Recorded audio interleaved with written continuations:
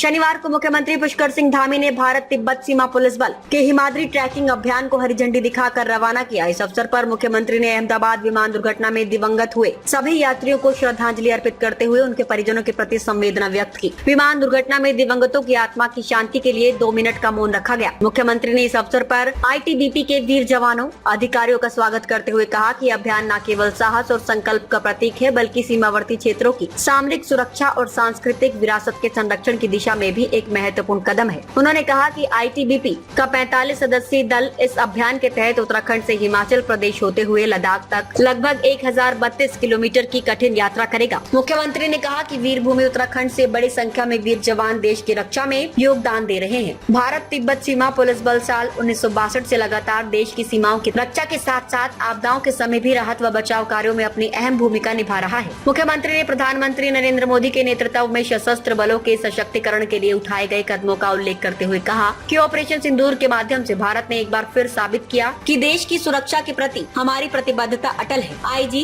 ITBP Sanjay Gunjyal ने कहा कि हिमाद्री ट्रैकिंग अभियान के तहत ITBP का दल कुल 1032 किलोमीटर की दूरी तय करेगा। इसमें दल 27 घाटियों और 27 दरों को पार करेगा। उन्होंने कहा कि इसका उद्देश्य पर्यटन और स्थानीय अर्थव्यवस्था को बढ़ावा देने के साथ ही वाइब्रेंट विलेज क्षेत्रों में एडवेंचर टूरिज्म को बढ़ावा देना है। उन्होंने कहा कि इस ट्रैकिंग रूट से कुल 84 वाइब्रेंट विलेज आएंगे। इस दौरान अभियान दल द्वारा स्थानीय लोगों को 3.5 लाख फलदार पौधे भी वितरित किए जाएंगे।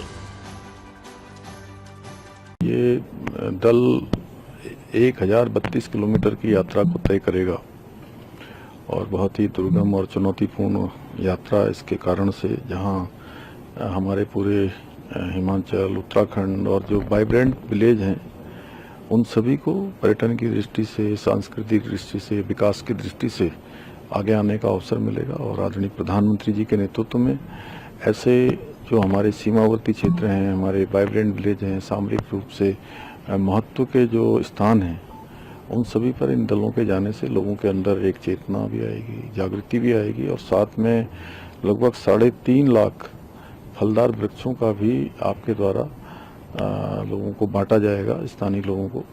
वह भी निश्चित रूप से एक हमारे आर्थिकी के क्षेत्र में, गांव वालों की समृद्धि और उनके विकास में ये भी बहुत बड़ा योगदान देगा। और अन्य बहुत सारे ऐसे स्थान हैं, वहाँ जाके हमारी सुरक्षा की दृष्टि से भी वो उसको मजबूती मिलेगी। सर, भू कानून का उल्लंघन करने वालों को खिलाफ आपने सख्त निर्देश दिए थे, असर उसका दिखना शुरू हो गया। देहरादून में भी कल 900 बीघा जमीन जो है वो सरकार में नहीं थी। किस तरीके से अभियान को आप देख रहे हैं?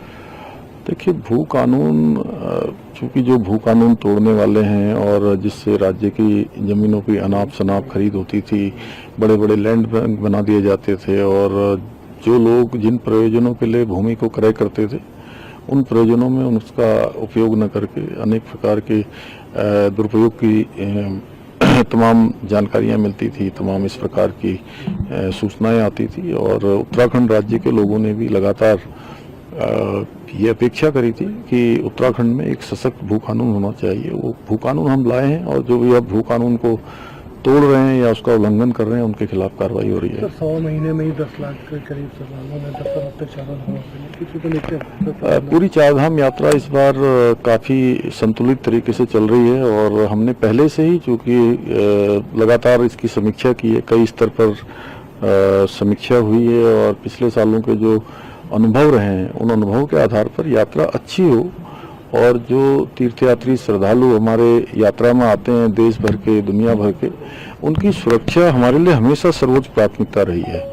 और देश भर के लोगों का एक विश्वास भी बना है और अभी तक जो यात्रा लगभग 1 माह और 14 दिनों की यात्रा लगभग हो चुकी है और इसमें अभी तक 28 लाख तीर्थयात्री श्रद्धालुओं ने अभी तक दर्शन कर लिए हैं और बहुत सामान्य तरीके से, अच्छे तरीके से यात्रा चल रही है। आगे भी इसी प्रकार हमारा प्रयास रहेगा, यात्रा सुचारू रूप से सफल हो।